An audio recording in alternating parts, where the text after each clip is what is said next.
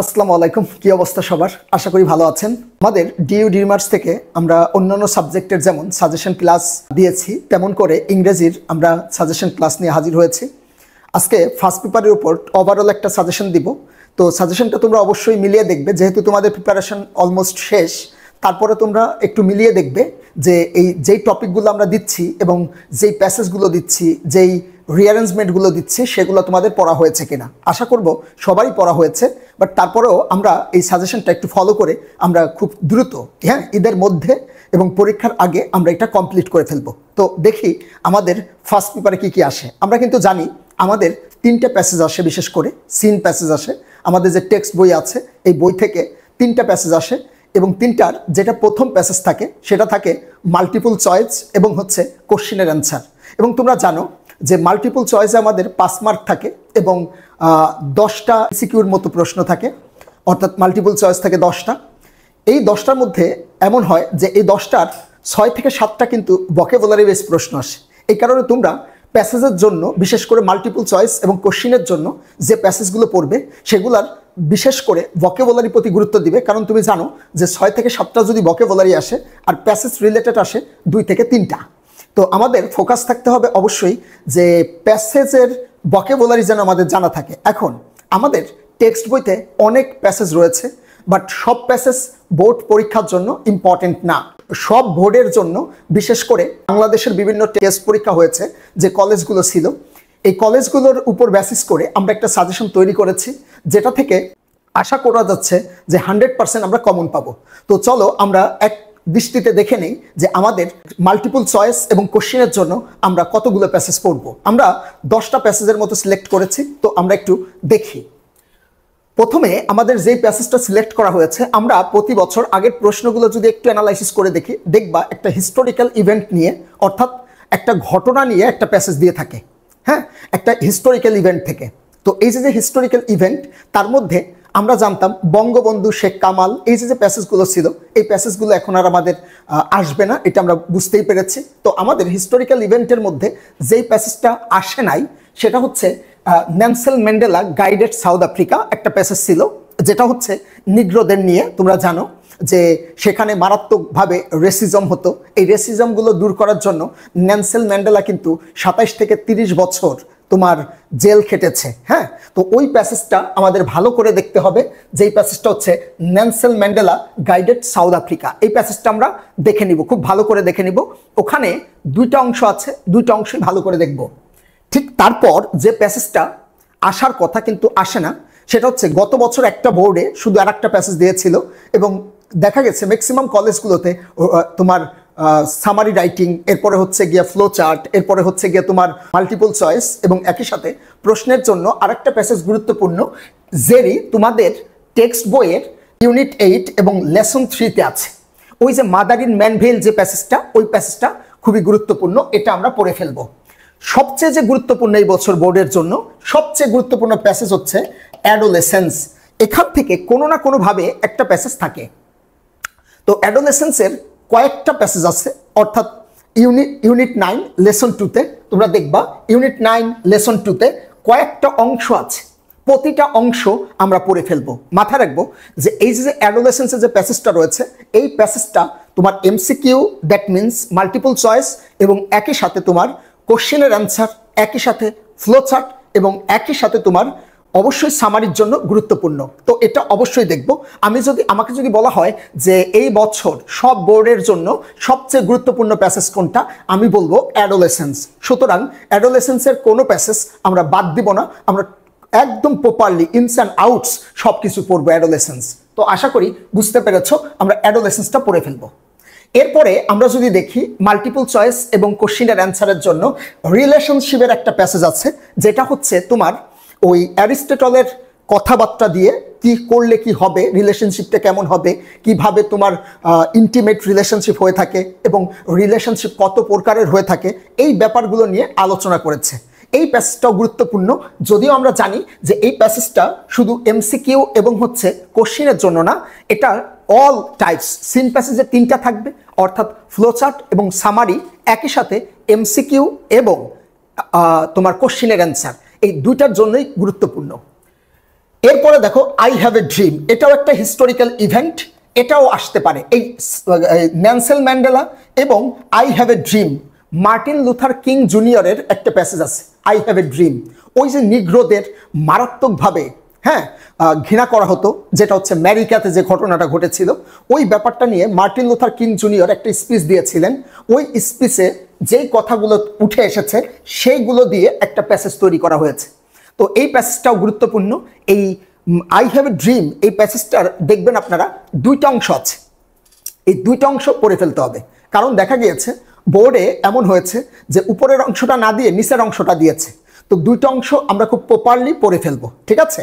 আশা করি বুঝতে পেরেছো। এরপর জাঙ্ক ফুডস, এই জাঙ্ক ফুডস যে প্যাসেজটা, এই প্যাসেজটা গত বছর ঢাকা বোর্ডে তোমরা দেখেছো যে এসেছিল তোমার ওই ফ্লো চার্টের মধ্যে। তো এই জাঙ্ক ফুড আর ফাস্টফুড এই ব্যাপারটা নিয়ে আলোচনা করা হয়েছে প্যাসেজে। অর্থাৎ এই জাঙ্ক ফুড এবং ফাস্টফুডের যে প্যাসেজটা আছে, এই প্যাসেজটা আমরা খুব সুন্দর করে পড়ে ফেলবো। তো আশা করি এটাও বুঝতে পেরেছো, এটা তোমাদের পড়ার কথা, আগেই পড়ে ফেলেছো। ইউনিট 10-এ আছে, লেসন 3-তে আছে। এরপর ভাই সিভিক এঙ্গেজমেন্ট, এটা সব কিছুর জন্য গুরুত্বপূর্ণ। তো সিভিক এঙ্গেজমেন্টটা আমরা অ্যাজ সুন এজ পড়ে ফেলবো। যারা পড়েছি তারা তো পড়েছি, আবার রিভিশন দিব, বাট যারা পড়ি নাই তারা সিভিক এঙ্গেজমেন্ট অবশ্যই পড়ে ফেলবো। এখানে সিভিক্যালি এঙ্গেজড মানে সামাজিক সম্পৃক্ততা, যে সমাজে যেই মানুষগুলো রয়েছে, যে মানুষের কল্যাণে যে কাজগুলো করা উচিত, এই ব্যাপারগুলো নিয়ে তোমার সিভিক এঙ্গেজমেন্টটা আলোচনা করা হয়েছে। তো এই সিভিক এঙ্গেজমেন্ট কিন্তু ফ্লো চার্টের জন্য গুরুত্বপূর্ণ বিশেষ করে বেশি, এবং একই সাথে সামারির জন্য কিন্তু গুরুত্বপূর্ণ। আর বলা যায় না MCQ, that means multiple choice এবং কোশ্চেনও দিয়ে দিতে পারে। তো এটা আমরা পড়ে ফেলবো। এরপর একটু কঠিন টাইপের একটা প্যাসেজ আছে, ইকো ট্যুরিজম। এই ইকো ট্যুরিজম মানে হচ্ছে পরিবেশ বান্ধব পর্যটন শিল্প। এই প্যাসেজটা তোমরা অবশ্যই পড়ে ফেলবে।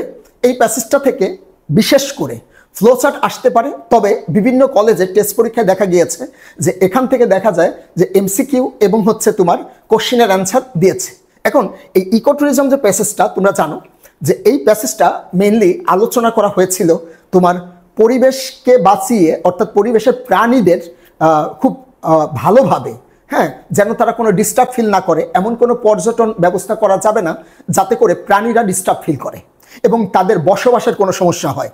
এই ওভারঅল পরিবেশকে কেন্দ্র করে, পরিবেশকে কেন্দ্র করে এবং পরিবেশের যে প্রাণীগুলো রয়েছে তারা যেন ডিস্টার্ব ফিল না হয়, এই ওভারঅল ঘটনা নিয়ে ইকো ট্যুরিজম প্যাসেজটা আলোচনা করা হয়েছিল। এটা খুবই গুরুত্বপূর্ণ একটা প্যাসেজ। এরপর অ্যাডোলেসেন্স, যে প্যাসেজটা আমি বলেছিলাম সবচেয়ে গুরুত্বপূর্ণ, ওই অ্যাডোলেসেন্স প্যাসেজের প্রথম দেখো ইউনিট 9 এবং লেসন 1, এটা একটু লেস ইম্পর্টেন্ট বাট তারপরে ইম্পর্টেন্ট। কেন? কারণ এই প্যাসেজটাও দেখা গিয়েছে বিভিন্ন কলেজে বিভিন্ন পরীক্ষায় দিয়েছে। তো এটা হচ্ছে যেমন children must pass through several stages, অর্থাৎ একটি শিশু অ্যাডাল্ট হতে হতে কয়েকটা ধাপ পার করে। এই যে কয়েকটা ধাপ যে পার করে, এই ব্যাপারগুলো নিয়ে প্যাসেজটা করা হয়েছে। Infancy, childhood, early childhood, early adulthood, এই যে ধাপগুলো রয়েছে এবং এই ধাপগুলোতে কি কি ক্রিটিক্যাল সিচুয়েশন ফেস করে থাকে, এই ব্যাপারগুলো নিয়ে টোটালি আলোচনা করা হয়েছে। অবশ্যই আমার তোমাদের প্রতি রিকোয়েস্ট থাকবে যে তোমরা এই প্যাসেজটাও পড়ে ফেলবে। এরপর ভ্যালেন্টিনা তেরেস্কোভা, আরেকটা হচ্ছে কল্পনা চাওলা। এই দুইটা প্যাসেজ অবশ্যই দেখে ফেলবো। যেমন গত বছর ঢাকা বোর্ডে কিন্তু দ্য কাল সিন্দুর গার্লস চলে এসেছে। তো ভ্যালেন্টিনা তেরেস্কোভা এবং হচ্ছে কল্পনা চাওলা, এই দুইটা প্যাসেজ দেখে ফেলবো। লেস ইম্পর্টেন্ট কিন্তু দেখে ফেলবো। আর the success of Kalsindur girls, এটা যেহেতু ঢাকা বোর্ডে গত বছর এসেছে, না আসার সম্ভাবনা বেশি, তবে অন্যান্য বোর্ডের জন্য এটা গুরুত্বপূর্ণ। তো আশা করি বুঝতেই পেরেছো এখানে যে কয়টা প্যাসেজ দেওয়া হয়েছে, অল্প কয়েকটা প্যাসেজ দেওয়া হয়েছে, তোমরা দেখে সুন্দর করে এমসিকিউ, ফ্লো চার্ট, কোশ্চেনের অ্যান্সার, সামারি সব পড়ে ফেলবে। নেক্সট আমরা চলে যাব সিন প্যাসেজ 2। এই সিন প্যাসেজ 2 আমরা অল্প কয়েকটা প্যাসেজ সিলেক্ট করেছি, যেটা হচ্ছে তোমার ফ্লো চার্টের জন্য। তো আশা করি এই কয়টা প্যাসেজ যদি তুমি ভালো করে দেখে যাও, আমার বিশ্বাস যে ফ্লো চার্ট এখান থেকে আসবে। তবে আমি কিন্তু MCQ, that means multiple choice, এবং একই সাথে প্রশ্নের জন্য যে প্যাসেজগুলো দিয়েছি ওখান থেকেও কিন্তু ফ্লো চার্ট চলে আসতে পারে। আমার বিশ্বাস তুমি যদি এই প্যাসেজগুলো পড়ে ফেলো, তাহলে তুমি যদি এমসিকিউ এবং হচ্ছে কোশ্চেনের জন্য পড়ো, আমার বিশ্বাস যদি ফ্লো চার্টে আসে তুমি পারবা। তারপরেও এ যাবৎকালে সবচেয়ে বেশি এসেছে বোর্ডে এবং কলেজে এমন কয়েকটা প্যাসেজ আমরা সিলেকশন করেছি যে এই কয়টা প্যাসেজ অ্যাটলিস্ট একটা স্টুডেন্টের পড়ে যাওয়া উচিত। হ্যাঁ, কমন পড়ার সম্ভাবনা 99%। তো আমরা একটু দেখি, এখানে মাত্র 7 থেকে 8টা বা 6টা প্যাসেজ আছে। একটা হচ্ছে education aims to bring positive changes, যেটা হচ্ছে তোমার সিভিক এঙ্গেজমেন্ট। কেমন? সিভিক এঙ্গেজমেন্টের একটা অংশ, education aims to bring positive changes. কয়েকটা চেঞ্জেসের কথা আছে যে আমাদের কি কি পরিবর্তন আনে, এই ধাপগুলো থেকে ফ্লোচার্টটা আসতে পারে। যে বলা হইল দ্য ফাংশন অফ এডুকেশন, এডুকেশনের ফাংশন কি। মজার ব্যাপার হয়েছে এই প্যাসেজটা এবং এই প্যাসেজটা একদম প্রায় কাছাকাছি। কেমন? তো এই দুইটা প্যাসেজে গুরুত্বপূর্ণ। দেখো, একটা হচ্ছে ইউনিট 5 লেসন 1 আর সিভিক এঙ্গেজমেন্টটা হচ্ছে ইউনিট 5 লেসন 3। সুতরাং আমরা পড়ে ফেলবো। এখানে কোনটা পড়বো? দ্য ফাংশন অফ এডুকেশন, মানে শিক্ষার কাজ কি। যেমন শিক্ষার কাজ কি? আমাদের মনকে আলোকিত করা, এরপরে হচ্ছে গিয়ে আমাদের থিঙ্কিং পাওয়ার বৃদ্ধি করা। হ্যাঁ, এই যে ব্যাপারগুলো তোমরা প্যাসেজে দেখতে পাবা যে প্রথম প্যারাতেই খুব সুন্দর করে কি কি কাজ আছে, ফাংশন কি এডুকেশনের, এই ফাংশনগুলো আলোচনা করা আছে। একদম ইজি পারবা তোমরা। এরপর my name is Amerigo. Amerigo প্যাসেজটা খুবই গুরুত্বপূর্ণ প্যাসেজ।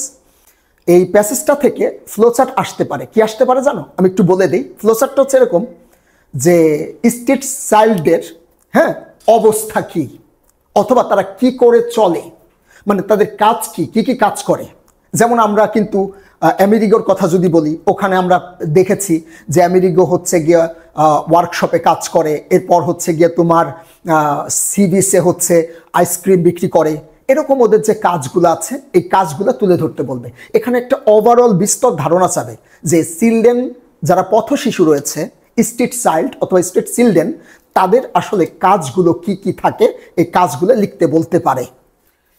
এরপরে দ্য টাইম অফ অ্যাডোলেসেন্স। এই অ্যাডোলেসেন্স তো আমি বলছি ভাই এটা গুরুত্বপূর্ণ। অ্যাডোলেসেন্সের এই ফ্লোচার্টটা গুরুত্বপূর্ণ। ওই অংশটা আমি একটু বলে দিই। তোমরা দেখবে তোমাদের যে টেক্সট বই আছে ওখানে একটা প্যারা আছে যে বাংলাদেশে অ্যাডোলেসেন্স গার্লসদের অবস্থা কি, এই অবস্থা নিয়ে আলোচনা করতে বলছে।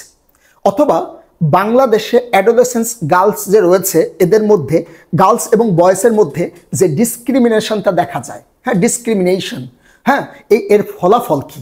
যেমন এর ফলাফল তোমরা দেখবা তোমাদের টেক্সট বই দেওয়া আছে সেকেন্ড প্যারায়, যেমন আর্লি চাইল্ড ম্যারিজ, এরপরে হচ্ছে মার্জিনালাইজেশন, হোল্ডিং নো পাওয়ার, এরপরে হচ্ছে গিয়ে তোমার লেখা আছে দেখবা exclusion from health and education, এরপরে দেখবা ভালনারেবিলিটি, এরপরে দেখবা লেখা আছে সেক্সুয়াল অ্যাবিউজ। এই যে ব্যাপারগুলো আমি বললাম, এই ব্যাপারটাই হচ্ছে গিয়ে তোমার ইনইকুয়ালিটির ফলাফল। সুতরাং আসলে এটা আসতে পারে। এরপর জাঙ্ক ফুড, এই যে জাঙ্ক ফুডের যে ব্যাপারটা ফ্লোচার্টে কি আসতে পারে। জাঙ্ক ফুডের তোমরা দেখতে পাবা তোমাদের বইয়ের সেকেন্ড প্যারাতে জাঙ্ক ফুড কনজিউম করলে কিছু নেগেটিভ সাইডস আছে, অর্থাৎ জাঙ্ক ফুড কনজিউমের নেগেটিভ সাইড, যেমন হার্ট অ্যাটাক হতে পারে, এরপরে ব্লক হতে পারে, হ্যাঁ ব্লক পড়তে পারে। এরপরে তোমার আরও কিছু জিনিস আছে, যেমন জাঙ্ক ফুড খাওয়ার যে অভ্যাস, এবং এটা কিন্তু ড্রাগ অ্যাডিকশনের মতো। কেমন? একটা ড্রাগ যেমন তোমার নার্ভ সিস্টেমকে স্টিমুলেট করে, তেমন করে কিন্তু জাঙ্ক ফুডও কিন্তু একইভাবে তোমার আমাদের নার্ভগুলোকে স্টিমুলেট করে। তো এই জাঙ্ক ফুডের প্যাসেজটা আমরা পড়ে ফেলবো। এটা হচ্ছে ইউনিট 10 আছে এবং লেসন 3-তে আছে। এরপর তো আমি বলছি ইকো ট্যুরিজম। হ্যাঁ, এই ইকো ট্যুরিজমের ব্যাপারে আমি যদি একটু বলি, এই ইকো ট্যুরিজমের মেইন ফোকাসটা হচ্ছে এটা যে ইকো ট্যুরিজমের নেগেটিভ সাইডসটাকে তুলে ধরতে বলছে। তো তোমরা দেখবা তোমাদের প্যাসেজে ইকো ট্যুরিজম যে ভালো এটা শুধু একটা গ্রুপ বলেছে, আর যত রিসার্চার্স এবং গবেষক রয়েছেন তারা সবাই কিন্তু এটাকে ব্যঙ্গ করেছে এবং এটা নেগেটিভ সাইডের কথা বলেছে। কারণ একটা গ্রুপ কারা, যারা হচ্ছে ট্যুর অপারেটরস, অর্থাৎ যারা ট্যুর গাইড করে থাকেন, তারা বলছে যে ইকো ট্যুরিজম পরিবেশের জন্য ভালো। কিন্তু আর বাকি যত যারা আছে তারা সবাই কিন্তু বলছে যে ইকো ট্যুরিজমটা পরিবেশের জন্য কোনোভাবেই ভালো না। তো আমাদের এই ইকো ট্যুরিজমের নেগেটিভ সাইডস ওখানে সুন্দর করে দেয়া আছে, তোমরা ওখান থেকে একটু লিখে ফেলবা। যেমন দেখবা প্রথম প্যারা এবং দ্বিতীয় প্যারাতে আছে। প্রথম প্যারায় যেমন ডিস্টার্বিং অ্যানিমালস, এরপরে হচ্ছে গিয়ে তোমার মেকিং দেম বোল্ডার, তাদের সাহসী করে তোলা। হ্যাঁ, এই যে ব্যাপারগুলা ওখানে সুন্দর করে দেওয়া আছে। আরেকটা হচ্ছে we spend money for different reasons, আমরা বিভিন্ন কারণে টাকা খরচ করি। এটা থেকে কি আসতে পারে একটু বলে দিই। তোমরা দেখবা তোমাদের সেকেন্ড প্যারায় যে বইটা আছে টেক্সট বইয়ের প্যাসেজের সেকেন্ড প্যারাতে সুন্দর করে লেখা আছে যে negative sides of over spending, অতিরিক্ত খরচের মানে তোমার নেগেটিভ সাইড কি, সেই সাইডের মধ্যে প্রথমেই লেখা আছে দেখবা তুমি ব্যাংকরাপ্ট হয়ে যেতে পারো। এরপর তোমার হতে পারে যে ফ্যামিলির মধ্যে সমস্যা ক্রিয়েট হতে পারে, সাইকোলজিক্যাল প্রবলেম হতে পারে। এই ব্যাপারগুলো তুমি 5টা কারণ একটা দেয়া থাকবে আর 5টা কারণ সুন্দর করে সেম সিকোয়েন্সে তুমি লিখে ফেলবা। এটা হচ্ছে তোমার কাজ। চলো নেক্সটে দেখি। নেক্সটে আমরা যদি বলি একটা জিনিস তো দেখেছো যে আমি কিন্তু সিন প্যাসেজ 1 MCQ এবং হচ্ছে কোশ্চিনের জন্য যা দিয়েছি এবং ফ্লোচার্টের মধ্যে কিন্তু সেম প্যাসেজই। সুতরাং তুমি কিন্তু হাতে গোনা 10 থেকে 12টা প্যাসেজ পড়ে ফেললে কিন্তু মোটামুটি তোমার সব কিছু কমপ্লিট হয়ে যাচ্ছে। অর্থাৎ 35 মার্ক এখানে তুমি কমন পাবা, এটা আমার নিশ্চিত। এই কয়টা প্যাসেজ তুমি পড়ে যাও, বিশ্বাস রাখো কমন পাবা। তো আমরা একটু দেখি পরবর্তীতে। দেখো সেম ব্যাপার, সামারি রাইটিংয়ের জন্য এই বছর অ্যামেরিগোটা গুরুত্বপূর্ণ, যেটা আমাদের ইউনিট 4 লেসন 4-এ আছে। এডুকেশন গিভস আস নলেজ, এটা নর্মাল এডুকেশনের একটা প্যাসেজ, এটা হচ্ছে ইউনিট 5 লেসন 1-এ আছে। এরপরে education aims to bring positive changes, এটা হচ্ছে বাই ইউনিট 5 লেসন 3-তে আছে। ওই যে আমাদের কোনটা বলো তো, সিভিক এঙ্গেজমেন্ট। এরপর দেখো রিলেশনশিপ আছে, এই রিলেশনশিপ অ্যারিস্টটলের রিলেশনশিপের যে প্যাসেজটা এই যে ইউনিট 8 লেসন 1-এ আছে। অ্যাডোলেসেন্স তো আগেই বলেছি, এটা একটু দেখে যাবা। এরপরে আমি যদি বলি এই যে কাছে দেখো জাঙ্ক ফুডস, এটাও বলছি, উই স্পেন্ড মানি বলছি। শুধু 2টা জিনিস এক্সট্রা পড়ে যাবা, একটু মনোযোগ দাও, 2টা জিনিস এক্সট্রা পড়ে যাবা। একটা হচ্ছে গিয়ে তোমার অল পিপুল ড্রিম বাট, ওই যে পয়েম আমাদের ইউনিট 6 লেসন 2-তে আছে, 2টা পয়েম দেওয়া আছে। এই 2টা পয়েম অবশ্যই পড়ে যাবা, সব বোর্ডের জন্যই গুরুত্বপূর্ণ। কারণ আমরা জানি সামারি হয়তো দিতে পারে, আবার সামারির পরিবর্তে কিন্তু তোমার ওই থিম রাইটিং দিতে পারে। তো আমরা যেহেতু ইন্টারমিডিয়েটে আমরা কোনো সাবজেক্টের উপর অনার্স করছি না, সুতরাং একটা পয়েম হঠাৎ করে আসলে কিন্তু তুমি পারবা না যে আসলে এটা মেইন থিমটা কি। তো আমি তোমাদের সাজেস্ট করি যে একটু কষ্ট হইলেও আমরা এই ব্যাপারগুলা এই 2টা মানে পয়েম পড়ে যাব, এই 2টা পয়েম পড়ে যাব এই কারণে যে যদি চলে আসে বলা তো যায় না।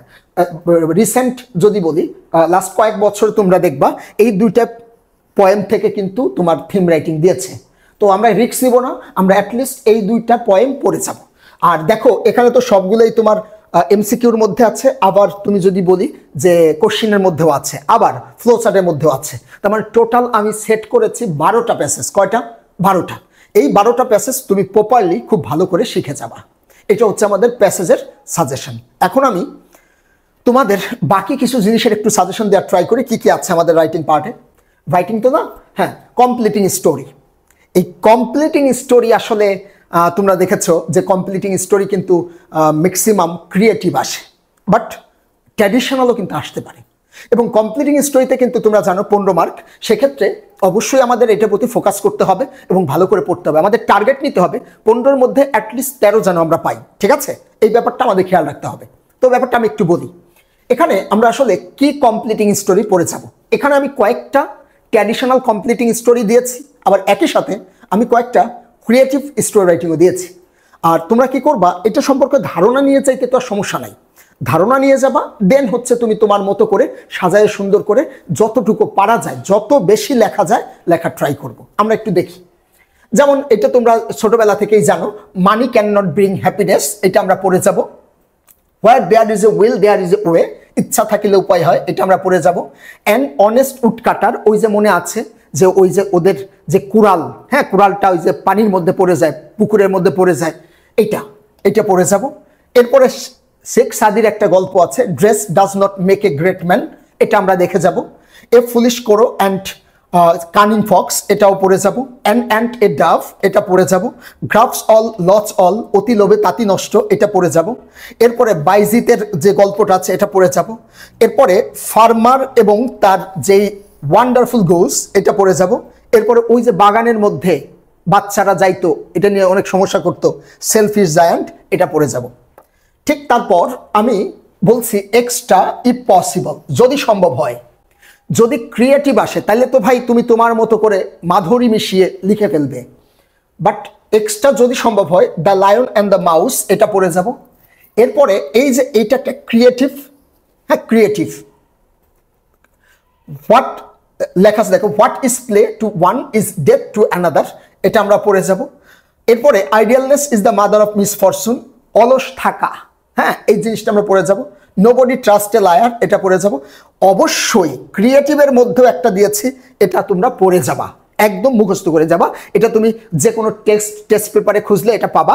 লেখা আছে দেখো, sincerity and hard work help one's achieve goals, হ্যাঁ এটা তোমরা অবশ্যই পড়ে যাবা, এটা তুমি খুঁজলেই পাবা। এটা অবশ্যই আমরা ক্রিয়েটিভ স্টোরির মধ্যে পড়ে যাব, আশা করি বুঝতে পেরেছি। নেক্সট গ্রাফ চার্ট, এখানে 15 মার্ক। যদিও আসলে আমি ওইভাবে সময় পাইনি, না হলে আমি তোমাদের যারা ক্লাস দেখছো আমি গ্রাফ চার্ট লেখা শিখাই দিতাম।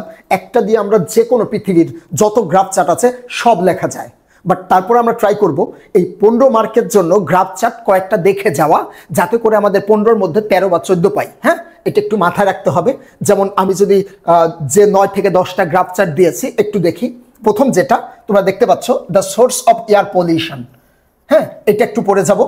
এরপর choice of profession of our educated people, ওই আমাদের শিক্ষিত সমাজ কোন ধরনের প্রফেশন চয়েস করে, এটা নিয়ে কে কোনটা চয়েস করে এটা নিয়ে আসতে পারে, এটা আমরা একটু দেখে যাব।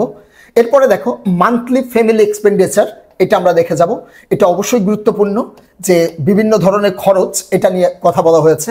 এরপর এটা ইম্পর্টেন্ট যে the number of mobile phone or internet users or social media, এটা আমরা দেখব। হ্যাঁ এরপর আমাদের আরেকটা যদি গ্রাফ চার্ট দেখি, the percentage of types of transportation used by students, ছাত্রছাত্রীরা কোন ধরনের ট্রান্সপোর্টেশন চয়েস করে এটা নিয়ে আসে। এরপর আছে the percentage of types used by student, একই, এটা এইভাবে একবার আসছে, এইভাবে একবার আসছে। এরপর একটু দেখি দ্য এক্সপোর্ট সেক্টর, রপ্তানির যে তোমার বাংলাদেশে যে সেক্টরগুলো আছে এবং যেই সেক্টর থেকে আমরা বিশেষ করে ফরেন কারেন্সিস অর্জন করে থাকি, এটা আসতে পারে, যদি অতটা ইম্পর্টেন্ট না, লেস ইম্পর্টেন্ট। এরপরে ভাইয়া এই পাস্ট টাইম, কিভাবে তুমি টাইম কাটাও, এটা নিয়ে একটু কথা বলছে। এরপরে দ্য ট্রাভেলিং, এই যে ট্রাভেলার্স ট্রাভেলিং ইন ডিফারেন্ট, কোন মানে এটা যেটা বলছে, the percentage of travellers travelling in different, আমি যদি বলি ডিফারেন্ট সিচুয়েশন, রাইট, বা ডিফারেন্ট প্লেসেস, এটা দিয়ে কথা বলা হয়েছে। তো এখানে যদি আমি বলি ইম্পর্টেন্ট হচ্ছে এই 4 নাম্বারটা, হ্যাঁ আর হচ্ছে 3 নাম্বারটা, এই দুইটা ভালো করে পড়বা। এরপরে এক্সট্রা একটু দেখি,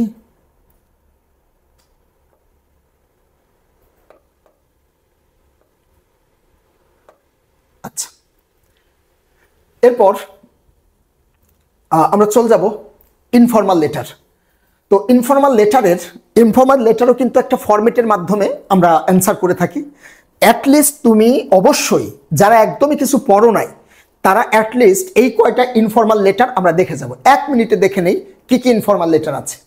যেমন এখানে বলা হয়েছে অ্যাডভাইজিং করা হয়েছে to share, not to share fake news on social media, এটা আমরা দেখব। এরপরে দেখো আউটডোর গেম অ্যাক্টিভিটিসে অংশগ্রহণ করা নিয়ে একটা অ্যাডভাইজিং হতে পারে বড় ভাই ছোট ভাইকে।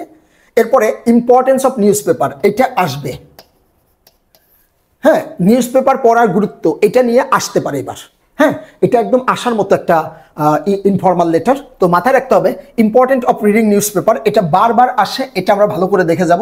হয় কি তুমি ধরো বানিয়ে বানিয়ে লিখলা, এটা লিখতে পারো, এটা কোনো সমস্যা না, কিন্তু সমস্যা কোথায় জানো, যদি তোমার জিনিসটা পড়া থাকে তাহলে তুমি প্রপারলি অ্যান্সার করতে পারো, এই জিনিসটা একটু দেখে যাব। এরপরে ধরো তোমার প্ল্যান কি এসএসসির পর, এরপরে warning of spent mass time in Facebook আর ইন্টারনেট, এটা দেখে যাব। এরপরে দেখো, এরপরে বলছে advising to study regularly and not to adopt unfair means, মানে অনৈতিক কোনো কাজে যেন যুক্ত না হয়ে যায়, এটা দেখে যাব। Advantage of learning English and লেখছে দেখো a condolence message to a friend, মানে শোক প্রকাশ করে কোনো কিছু বন্ধুর কাছে লেখা আর কি। এখন আসি রিঅ্যারেঞ্জমেন্ট। এই রিঅ্যারেঞ্জমেন্টে আমরা জানি আমাদের 10 মার্ক। এই 10 মার্কের জন্য আসলে কমন পড়ানো খুব টাফ, কিন্তু আবার যদি তুমি সঠিকভাবে একটু পড়ে ফেলো কিছু রিঅ্যারেঞ্জমেন্ট, অ্যাটলিস্ট তোমার তো কিছু ধারণা থাকা দরকার। সেক্ষেত্রে আমরা কিছু রিঅ্যারেঞ্জমেন্ট চয়েস করেছি। তার মধ্যে যদি আমি বলি সবচেয়ে ইম্পর্টেন্ট রিঅ্যারেঞ্জমেন্ট হচ্ছে ডক্টর মোহাম্মদ ইউনুস অ্যান্ড গ্রামীণ ব্যাংক। এটা অবশ্যই কোনো না কোনোভাবে তোমাকে পড়ে যেতে হবে, এটা আসতে পারে এবার। ডক্টর মোহাম্মদ ইউনুস অ্যান্ড গ্রামীণ ব্যাংক, এটা নিয়ে আমরা অবশ্যই রিঅ্যারেঞ্জমেন্ট পড়ে যাব। এরপরে কাজী নজরুল ইসলাম, এটা বিভিন্ন বোর্ডে এসেছে। The teacher and a lad, এটা পড়বা। নাসির উদ্দিন হোজ্জা, এটা পড়বা। আলেকজান্ডার অ্যান্ড পরস, এটা পড়বা। মাদার তেরেসা পড়ে যাবা। কিং সলোমন পড়ে যাবা। দ্য অ্যাপ্লিক্যান্ট অ্যান্ড দ্য সুলতান, এটাও পড়ে যাবা। এরপর আমরা যদি দেখি the master and the cook, এটা খুবই গুরুত্বপূর্ণ। ওই যে একটি শেফ এবং তার মালিক ওই যে একটা হাঁসের পা রান্না করে, পরবর্তীতে বলে যে হাঁস বাইরে দাঁড়িয়ে আছে এক পা উঁচু করে, ওই যে গল্পটা, এই গল্পটা। এরপরে Buddha and the poor women, এটা পড়ে যাবা। এইটাও পড়ে যাবা। The astrologer and the king. এরপরে তুমি পড়ে যাবা জয়নুল আবেদিন, যদিও জয়নুল আবেদিন ঢাকা বোর্ডে এবছর এসেছে। এরপরে থার্স্টিক করো, এটা তো ভাই জাতীয় প্রশ্ন, এটা বারবার আসে, এটা তোমরা পড়ে যাবা। আশা করি তোমরা মোটামুটি একটা ধারণা পেয়েছো। আমি ওভারঅল একটা ফার্স্ট পেপারের সাজেশন দেওয়ার ট্রাই করেছি, যেটা তোমরা অ্যাটলিস্ট সবাই, আমার বিশ্বাস যে সবাই সব কিছু পড়ে ফেলেছো, বাট শেষ সময়ে তুমি সাজেশনটা দেখে একটু মিলিয়ে নিবা যে তোমার কোনো কিছু বাদ পড়েছে কিনা। যদি বাদ পড়ে থাকে তাহলে অবশ্যই তুমি এই সাজেশনটা ফলো করে পড়ে যাবা। আশা করি সবাই ভালো থাকবা। ধন্যবাদ সবাইকে।